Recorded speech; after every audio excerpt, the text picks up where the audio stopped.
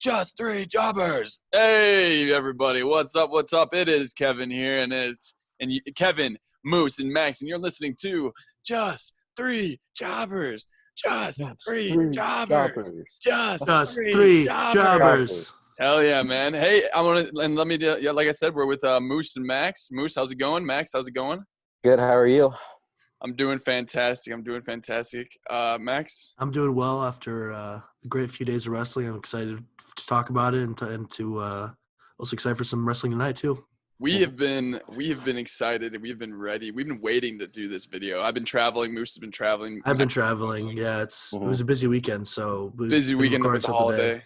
We're happy to be back. And yeah, you know what? Let's just start diving in. Let's get the show going. Let's keep the people. I don't want them to wait anymore. Moose, you had a cool. You messaged me right before this, and what did you kind of want to discuss? I guess. So I was on the old Twitter machine the other day, and I was looking at some tweets, and what I found was our alma mater, Iowa State, said that they're going to allow half of the people to come into their games, like 30,000 people. So that could be something wrestling does as well. You know, having a limited crowd space. And even it just be a better situation for everyone. We could start it even sooner than August. I think that's something Vince and Cody and all the other people should look into. Hell yeah! No, I agree. So Iowa State just came out that's what they're planning for football and other sporting events. Yeah, they're allow half of the capacity, 22 to 30,000. 30,000 maybe. Yeah, wow, that's a lot still. Mm-hmm. That's big. I mean, there's been talk about that's kind of the idea for sporting events when that eventually can happen. Before, I mean, some may start without fans, like an MLB and whatnot. But yeah, it was just reported yesterday that internally the WWE actually is already planning their return to live events. Are you serious? Wrestling Inc. reported that. Now, it's not immediately, but they're looking at maybe a July timetable. Ooh. Okay. So, and one of the ideas was that they could come back to a limited capacity. I don't know if it would be 25% or 50% for those live events. Maybe it would just be on the weekends, not for Raw and SmackDown. I'm not sure. There wasn't very much details. But, yeah, I think that's definitely the idea, Moose, that they're taking into effect. So I think that's really smart. And another thing, which we saw on Raw, is the plexiglass introduction, which I think – it's probably something they're never going to get rid of ever again. I think it's probably something now going forward with the new kind of world that we're living in, that to protect their performers and to protect the audiences is just going to be – it needed double effectively. Wrestlers fighting in the crowds, that's a long thing of the past, I feel like now. Yeah. Oh, my God. But that plexiglass will be sick. Yeah, and then when you get it will. It is cool. Great. I mean, we already saw it a little bit in Raw, which we can talk about with later once we get to that. But yeah. Yeah, I just thought I'd throw that out because I think that's something positive that wrestling fans and other fans of sports can look forward to. So true. And it's showing that it doesn't make too big of an. It might make it louder, guys. Think about this. If you think about it, all the noise. Fans might be able to bang on it. Yeah. Wow. I wonder if fans like hockey. Oh wow! That gets me excited. Yeah, that could be cool. Gosh. I mean, they may have rules against it, but that would be really cool if they'd let them do it because that could add some real noise. And I also think that if they don't they only allow limited people to come in, I think it'd be cool if they spread people out still because I don't know because the live events I've been to, I feel like it's kind of crunched. I mean, it's super fun. But don't get me wrong, but you just feel like you're crunched so close to people. Yeah, you're sitting on people's laps. And you're almost I mean, it's one thing to be close to us three being next to each other. We're all friends, and we're safe with each other. But when you got people who are complete strangers, that's scary for people. So, I think what people are researching right now is kind of if you're with a group of people, you can sit next to each other, but then the capacity you have to be socially maybe 6 feet away from people. Yeah, or a couple seats away. Or it might be every other row also can be filled, and then that row has gaps in between people. It's something like that people are kind of talking about.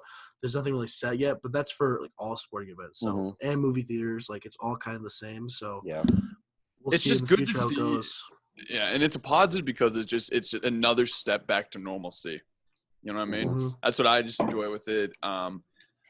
New normalcy, but it's normalcy normalcy. nonetheless. Exactly. And, it hopefully, again, I love that we're just trying to point out the positive with this, just because with everything going on, especially this last week, gosh, like we need some positivity here. Mm-hmm. That's why we're so excited to be back, because you know what? We're a podcast that just wants to promote and just show how much wrestling has just brought happiness and joy to us. So, you know what? And we will critique. It's not like we're not going to critique. I just think we'll be honest. Yeah. But it's just, we want to make sure it's something where we're not going into it to hate watch is my favorite word.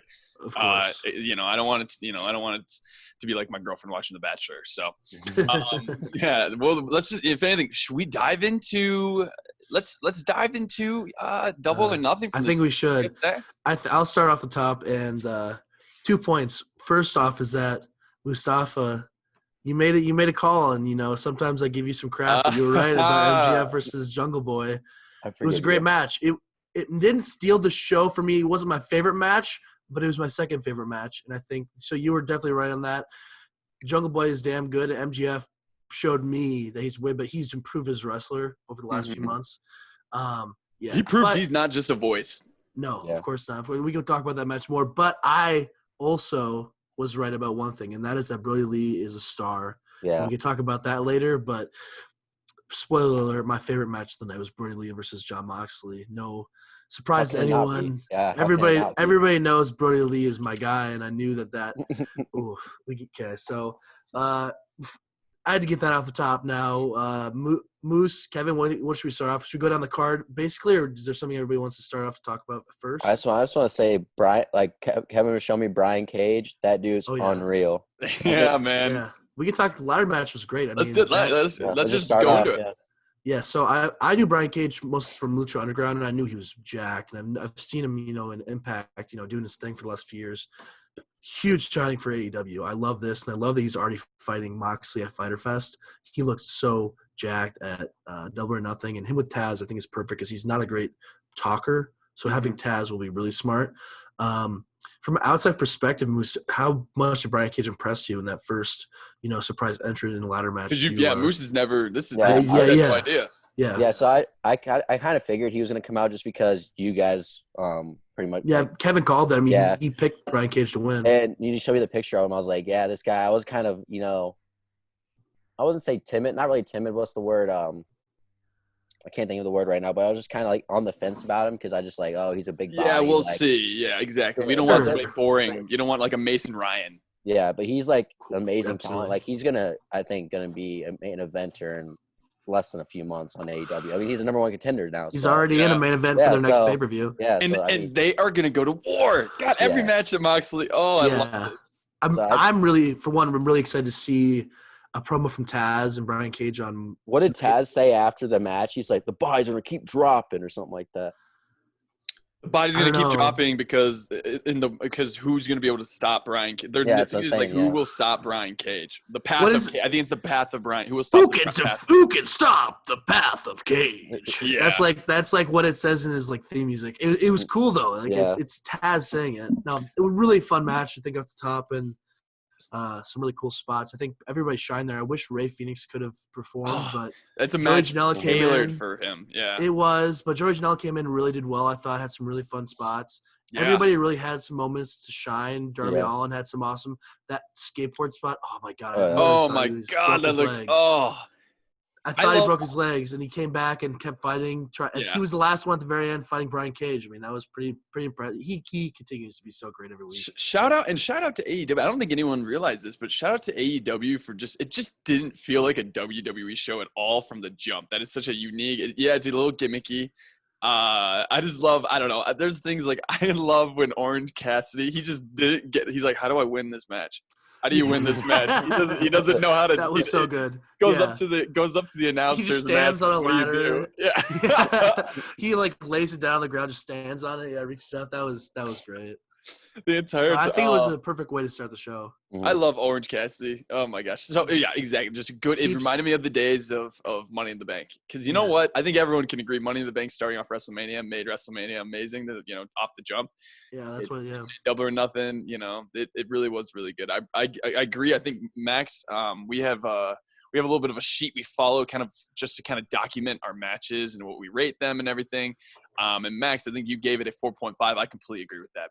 It was fun, entertaining, 4.5 stars out of 5. Yeah, it did exactly what it needed. Absolutely. Yeah. And I love, dude, Brian Cage is here. It just adds another legit-looking guy at least. Because right now, that was the one thing that I guess people had on AEW. It's just like all these little French fries coming around here. Mm-hmm. Now they're really adding some size now. They've got Lance Archer. And it's a non-WWE guy. I love that Brian too. Cage, yeah. Non-WWE guy. That's the thing. I mean, they've got to sign some of these WWE guys that have been released, obviously, because they're great talents. But, like, it's also smart to get those guys that WWE could go after, which is Brian Cage is one that obviously WWE probably would like to sign at some point. He's so big. Vince probably loves his size. So. I've heard Triple H doesn't like him. They have an issue. Brian Cage. It could be because I'm pretty sure he roids up. I'm pretty sure that probably he's natural. Be an issue. He's all natural. That's what Cody promoted. Cody was saying he's a natural. Everything he does is naturally like it's just the guy doesn't do any steroids. Triple H is a steroid guy. I don't know if you knew that. Well, yeah, I knew he was. I don't know if he still is, but yeah, he was. Obviously, I knew that. He was for WrestleMania 32, I think. 31 was that the match? Against Dan Bryan? Or against Roman. He took. 32. Possibly. Whatever. I don't want him to come at me. And we can. Me. Yeah, no, we're just getting sidetracked. Sorry, Hunter. Yeah. Sorry, so Hunter. we can continue to move down the card here. The second match was MJF versus Jungle Boy. Moose, you want to top start matches. this? Yeah, like I said, I was going to steal the show. In my opinion, I still think it did, other than the AEW Championship match. It exceeded my expectations. But it just shows that both these guys, even though they may not be, like the biggest or like the strongest, that they can have, a 15, 20-minute match, and they can keep doing it. Like they're young. And that's why it was a classic wrestling match from two like 20-year-old guys. Like that was like classic wrestling storytelling. And it just shows well done. It just shows that they can, main event and like many pay-per-views to come. And I think you're going to see the storyline continue because it's such a strong storyline, in my opinion, that you just can't just drop it off like after this week. I think it has to go on for a couple more weeks at least. Busted Open, they made a really good point that, before HBK and Bret Hart were in the wrestling each other in WWE, they were always the same situation, just happen to see each other on the like indies, smaller shows, of course, territories, whatever you want to call it. And they've been wrestling for years on Evolve, I think. And what's cool is, MJF's that East Coast guy versus the West Coast guy, Jungle Jack Perry. And Jungle Jack Perry is such a likable face, and then you got such a hateable heel. How can you go wrong? Yeah. That's ingredients right there. That's a recipe for, success. So, God, that was such a great match. I loved it. That move by MJF where he did what is it called? On the apron? On the apron. Yeah. Oh, my God. It's the same move that not the same move, but the similar move to Adam Cole in NXT. Mm-hmm. I don't know I can't think of the name off the top of my head. Sorry, but yeah, that move was nasty. That was sweet. Yeah, those two just went to war. Pop out of me. They did. That was a good. And I think how long was that? Was that a 15-minute match? I think at least it was 17 minutes. 17 minutes. Wow, that's longer. Really well done. And that's longer than the AEW title. It was, yeah. It's called the Reverse Rana. Okay. The Reverse Rana. Oh, okay. There's like the verse. It was more like a pile driver. I was talking about the reverse Hurricane Rana. That's what I'm talking about. Oh, you're right. Yep, you're right. Okay, I was thinking of it differently in my head, but right. Now that I confirm. We can edit that out. But yeah. All right. Awesome. Yeah. Well, again, I think we gave Max. I gave it 4.5 stars. 4.5 stars. I would agree with that. A great start to the pay-per-view. Thought it was a good pay-per-view. And again, sorry if we are being super nice and advantageous towards AEW marks. Surprise.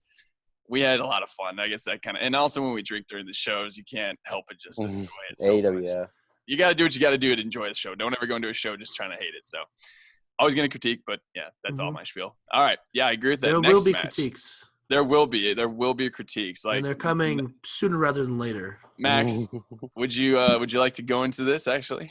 Oh, sure, yeah. So Cody versus Lance Archer, the TNT Championship inaugural match to crown the inaugural winner. The way we got there, we all I think picked Cody to win. I think we all thought Cody needed to win. So where the end result really isn't the problem.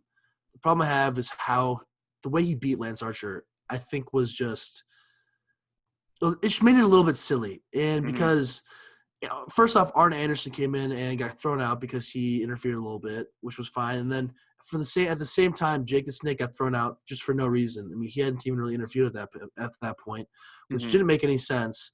And he was out, and then Mike Tyson came and wouldn't let Jake Snake in, and then Lance Archer just was so distracted that he gets hit with two roads. What's Cody's finisher? Crossroads. Crossroads. Two crossroads for the finish, because he's like it was like he couldn't get over the fact that Jake the Snake wasn't there. That he lost something. He lost X Factor when he was on top of Cody almost the whole time and going back and forth. Mhm. And it didn't protect Lance Archer in his first loss as well as I think it could have. I think Mhm. it could have made a different finish, because I think that was the Crossroads. That's his regular finish. I mean, but Bully Ray thought that they should have done a DDT finish Mhm. for Jake the Snake. That was Jake the Snake's finisher to kind of Mhm. get one back over on Jake, since he put the snake on Brandy. But I just Yeah. think they could have done something that would have protected Lance more. And it was just so weird to see him so riled up that Jake the Snake was getting thrown out when he's such a big guy.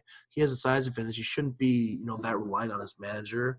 Mhm. That was the only problem. I still thought it was a great match, and I think I still give it 4 stars. Like it didn't ruin the match for me, but I just think overall it could have. Excuse me, sorry, my acid reflux. It could have. They could have ended it differently if they really wanted to go with Cody, which I think was the right call overall. So that was really the problem I had with it, but it was still well wrestled. And Where do you think they go from there? Go from here with Lance Archer? Do you think they are going to still have him win that TNT championship, or do you think it's going to move on later? Like, what's your thoughts on that? Like, how they're going to? One thing that AEW does that I like is that they usually they think of things that we don't really think of, I guess. yeah, because I don't think he'll because you stick can with kind the of TNT. see the method or what is it? I can't think of the word either. Right, with Method to the WWE, madness? the method to the madness with WWE. Yeah. They're systematic. Yeah. It's almost like okay, Usually. yes, usually.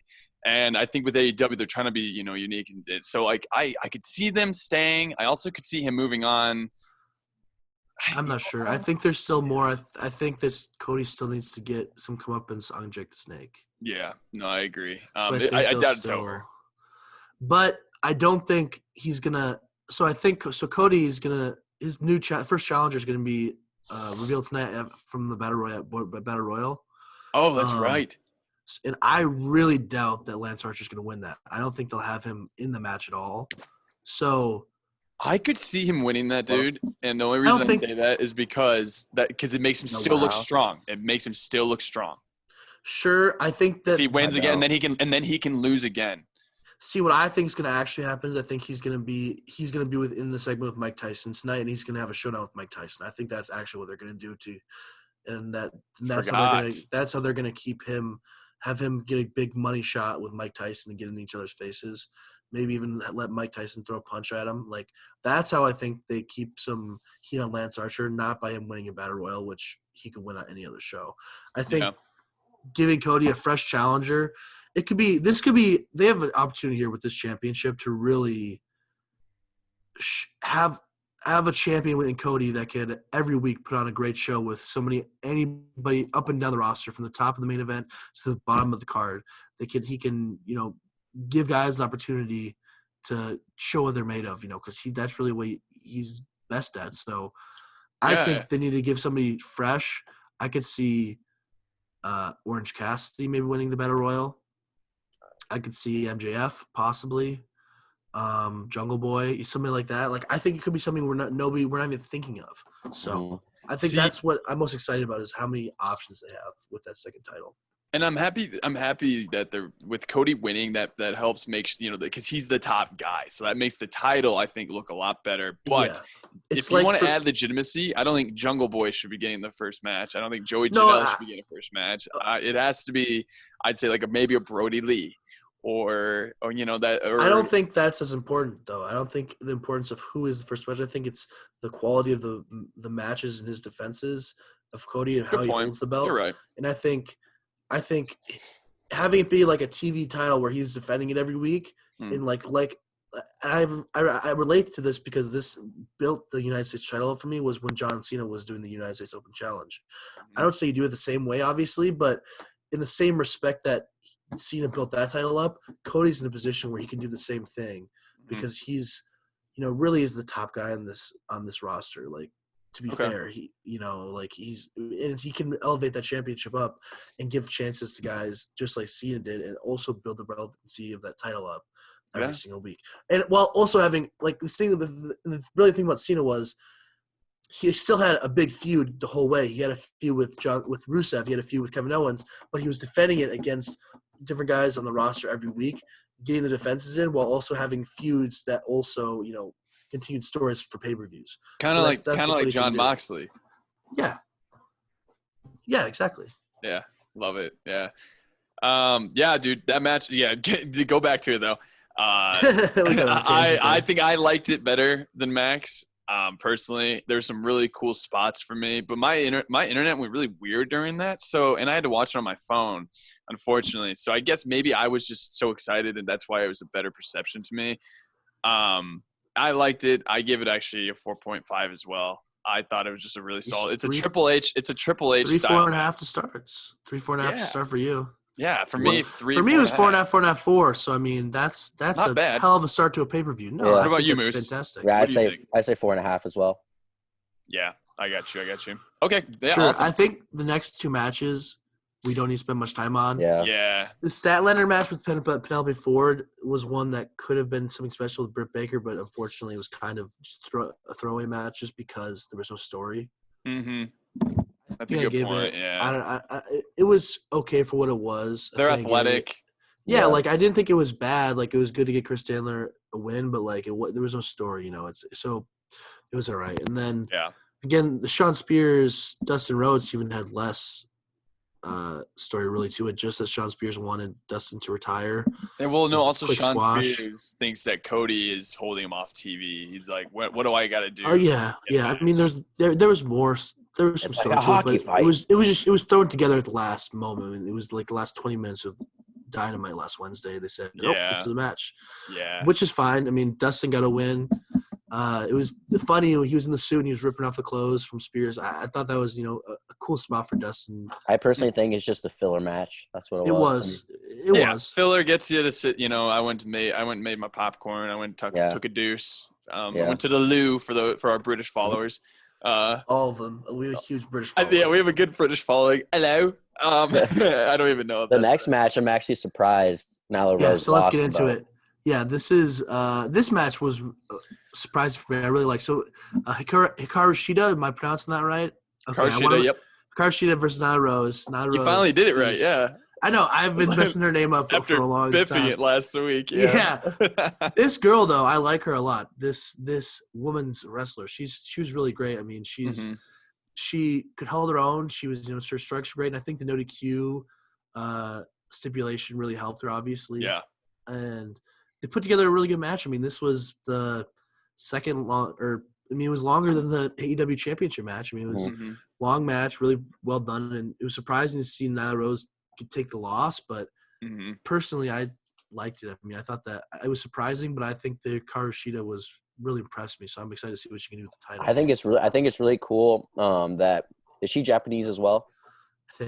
I think it's really cool that both wrestling promotions are giving, the Japanese wrestlers the title and showing that they're really, good wrestlers. Well, I think I completely agree 100%. And I think that's just the 2010s, I think was a 10-year period where the American audience really, at least wrestling audience, really overall started realizing how great Japanese wrestling was. And New Japan really it was kind of with Finn Balor and AJ Styles being over there. Shinsuke. But Shinsuke is the – sure, but, that's what brought some American eyes over there because AJ Styles, he was such a huge name in Good point. TNA.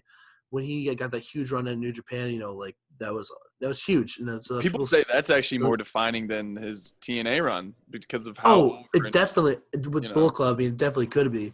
So I think it was kind of a culmination of – American audiences realizing how great Japanese wrestling is. It's really led to a lot of great Japanese workers coming over here. Obviously, with Shinsuke, Asuka, Kairi Sane, so many in WWE, and same thing in AEW. They've got a lot. Hikaru Shida, they've got Riho, they've got on the women's side at least. Mm-hmm. And it was a good match. I mean, it was a really good match. Yeah, I think AEW's. I will have to admit this, and this is where again we're going to critique. AEW, unfortunately, I think has the worst women's division. I think out of all, even Impact, I think has a better women's division. Yeah, I mean, Impact's world champion is a woman, Tessa Blanchard. I mean, yeah, and then NXT might be the best division for women in all of wrestling. Like Raw and NXT both are fantastic. Raw, SmackDown. Raw has so much talent. SmackDown has a lot of talent. And we'll get to this because Raw's women's division was fantastic on Monday. Mm-hmm. Up and down, every single aspect of the women's division on Raw was fantastic. So yeah we'll get to that fine later. Fine match. It was a good match. I'm excited to see what Shida can do in her title run. They need to add some more women to that roster. That's just really the thing. I think they losing out on Deonna Purrazzo was big. I think that was bad. She signed with Impact just yesterday. Trish Stratus comes to AEW next week. Oh yeah! Wait! Deonna signed with Deonna Purrazzo. They already did a promo on Impact yesterday. Man, Impact is. And there's Kenny Omega was already getting shit for it on Twitter, saying that. I mean, he defended their women's division, but people were saying that they should have signed Purrazzo to add more depth to the division, and he defended them, but people were criticizing. I'm not necessarily criticizing that they didn't get Purrazzo, but I thought it could have been an interesting spot. I think there's still some women that were released that they could sign, but yeah. Oh yeah, good point. Yeah. All right, so let's get into the match we've all been waiting for. Oh yeah, Jon Moxley versus Brody Lee for the AEW World Heavyweight Championship. Kevin, what was your thoughts on that match? Like, give me your reactions throughout the whole slobber knocker that we saw on Saturday. So I want to start this off by saying a couple years back, I told Max, no way in hell. Honestly, probably a couple months ago, I told Max, no way in hell, Brody Lee, Luke Harper, whatever, is a main event. Like he's gonna just show up and then he's gonna get lost in the shuffle, kind of like Shawn Spears. No. After this match, I am a Brody Lee fan. I want to see more matches from him. Yeah, he looks a little silly, I think, in that, Kevin Nash Diesel look, I guess. But my goodness. He is just a machine. That was the most legit match of the night. It really was. Legit match. I had so much showed fun. out. And I thought the way that they presented, like, and people are going to complain. They're going to be like, you shouldn't have it. You don't have him tap out. You don't have him, you don't. It's like, so you have him get pinned? He kicked out at one. He didn't tap out. He literally passed out. He didn't tap out. That was.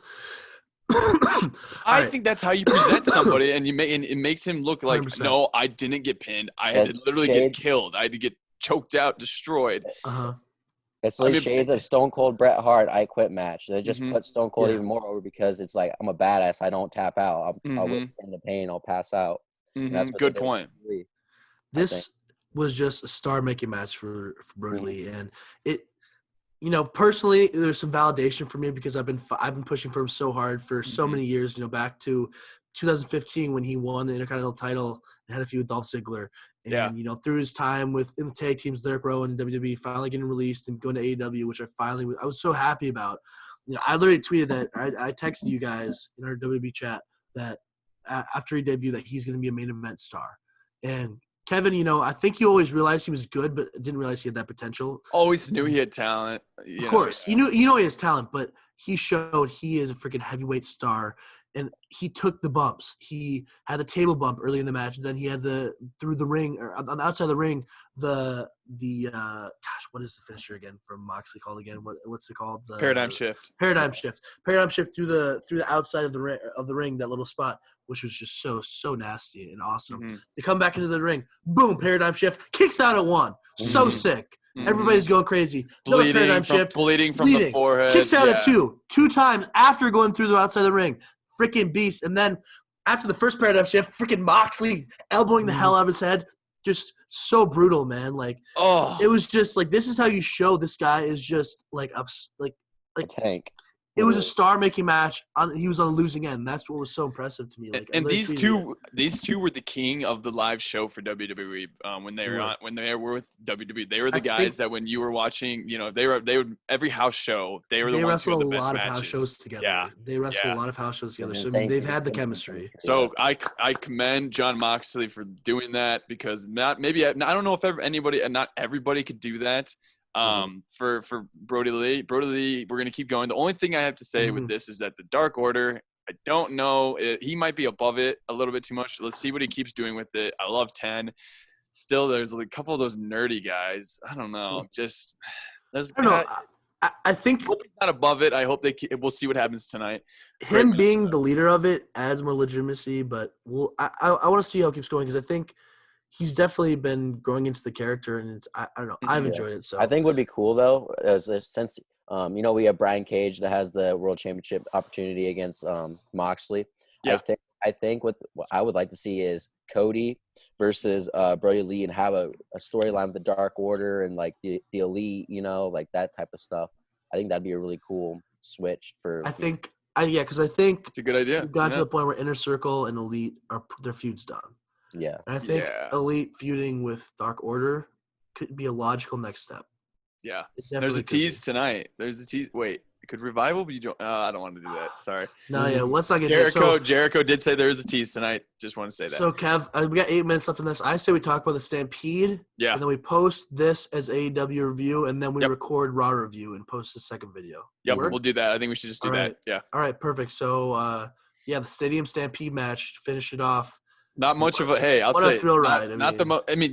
It's not. It was the point of this match was not to be taken too seriously. It was a car crash, and it was so well done. And this is how you do a cinematic. Oh my gosh, entertaining. My favorite part, Hangman was like, "You here to drink or here to fight?" When they're at the bar, then they just start throwing hands. What's the difference? That's what Hager said, right?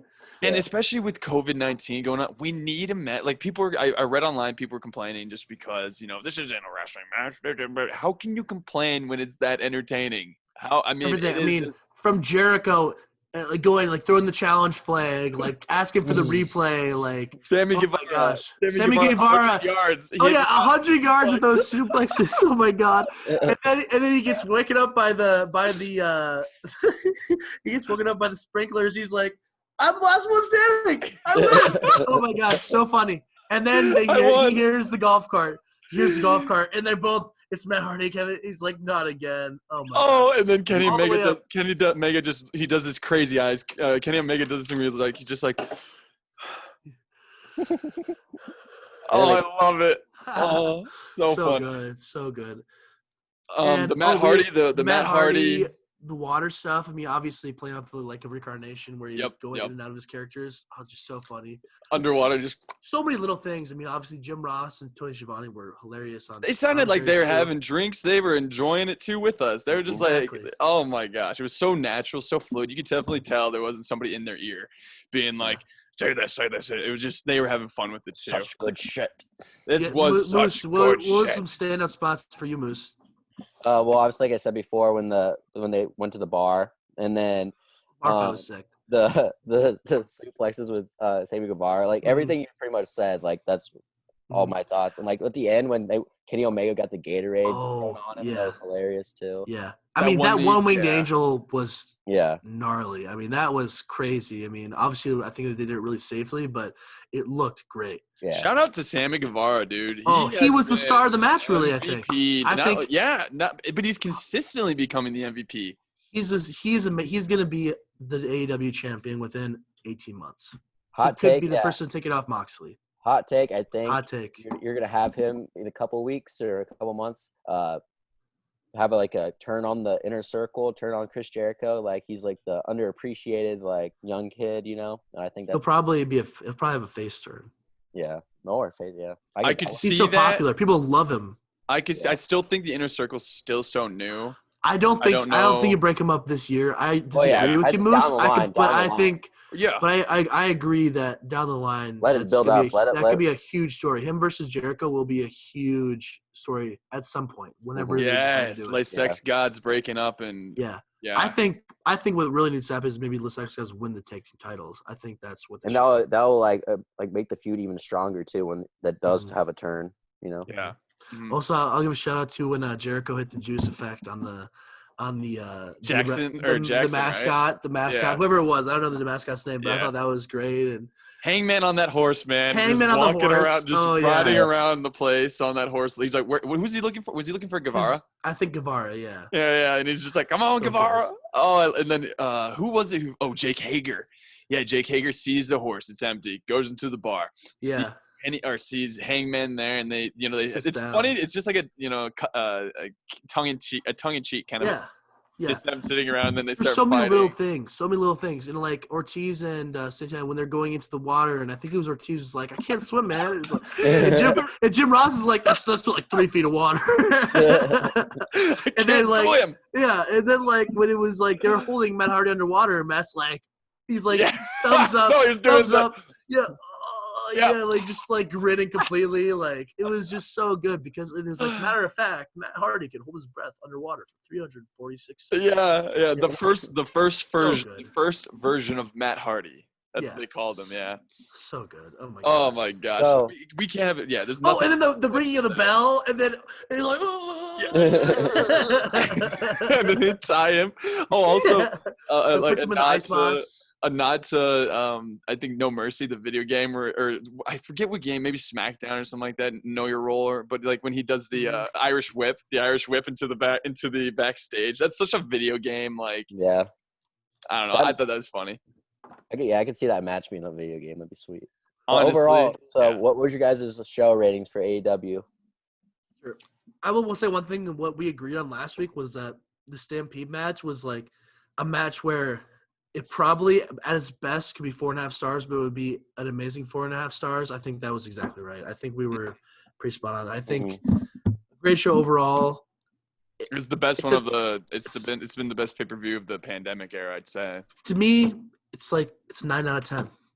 Yeah. It's 9 out of 10.